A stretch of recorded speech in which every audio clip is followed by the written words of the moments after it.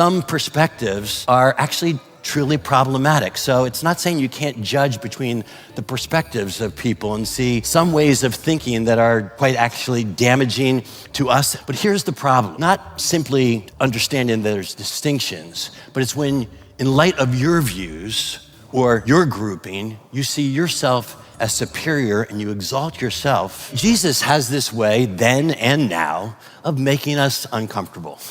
That's simply the reality.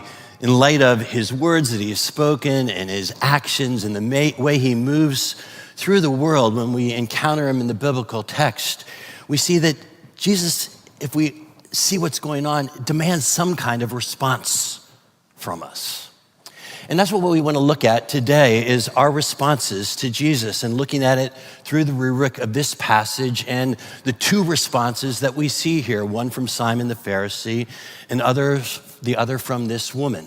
And we want to ask, just how do we reflect or fail to reflect the kind of appropriate response, or what is our response at all to Jesus? So let's look at those two things.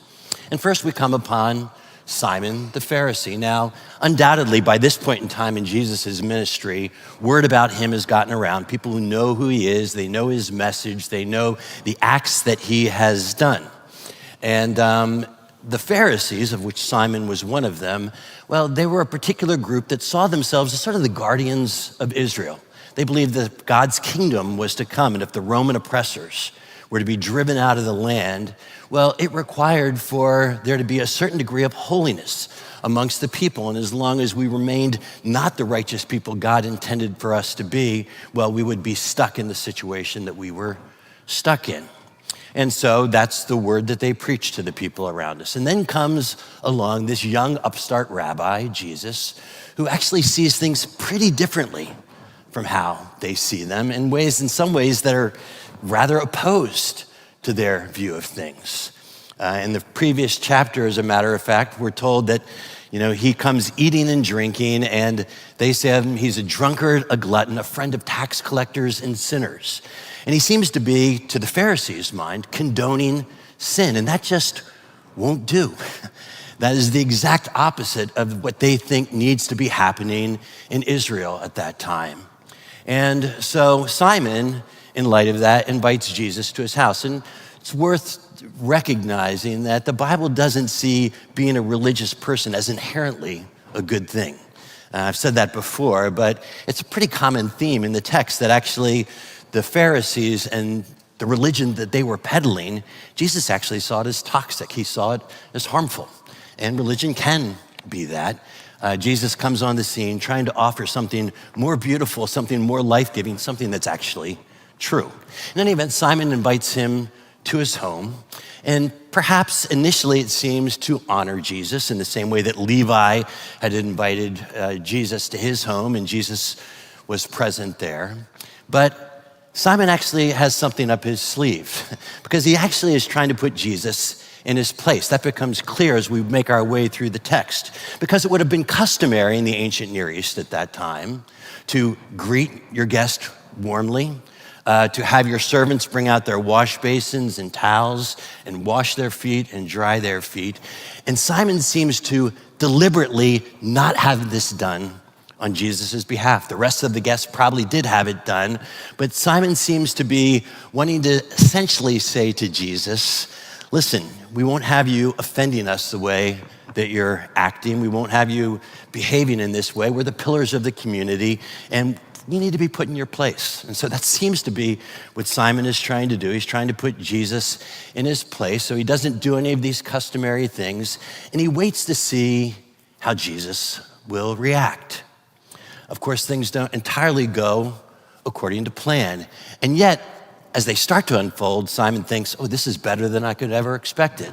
Because even though he has not greeted Jesus, and even though he has not washed and dried his feet, and for all we know, Jesus, according to his teaching, probably took the lowest seat, waited for his host to invite him to a greater seat of honor, but Simon thinks fat chance on that. And then this woman comes in, who also is aware that Jesus is there, the text tells us. She hears that Jesus is dining at Simon's house.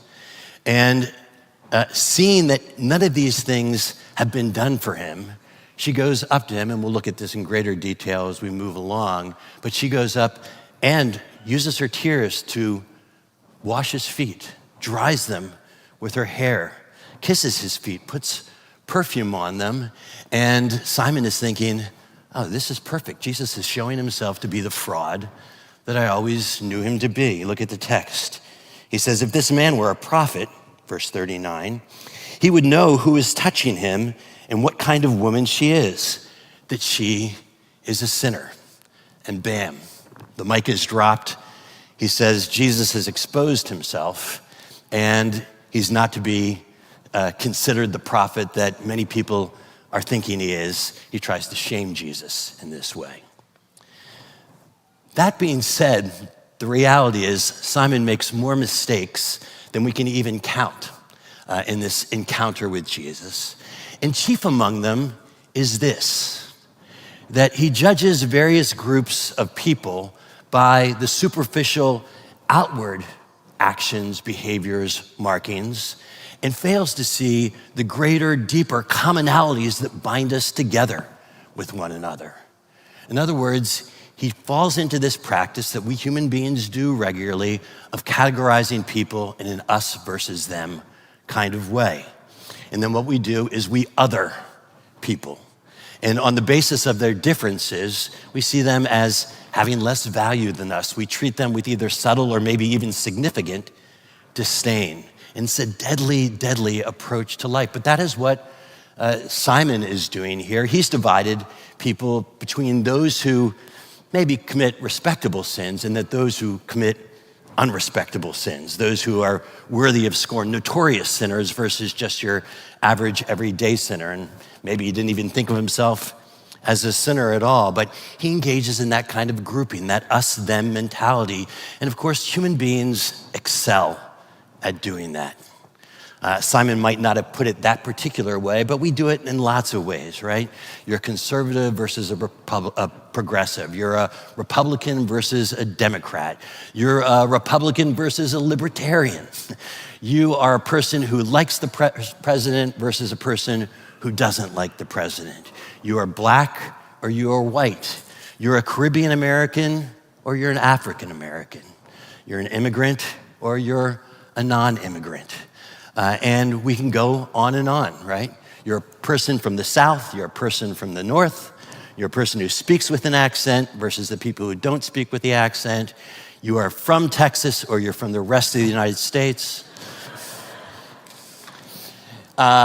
You're a person who loads the dishwasher correctly or a person who doesn't load the dishwasher correctly.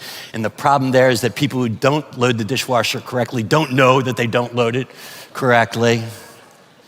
But actually, in all seriousness, please understand this, that making some distinctions is not important. That actually recognizing that some perspectives are actually truly problematic. So it's not saying you can't judge between the perspectives of people and see some ways of thinking that are quite actually damaging to us and to the people around us in ways that other perspectives are not. But here's the problem. Not simply understanding there's distinctions, but it's when, in light of your views or your grouping, you see yourself as superior and you exalt yourself, and then you, however subtly, denigrate others. You see yourself as better than them as less than you, and we start to treat them as, well, maybe not quite as human. We would never put it that way exactly, but that's the way we move through the world.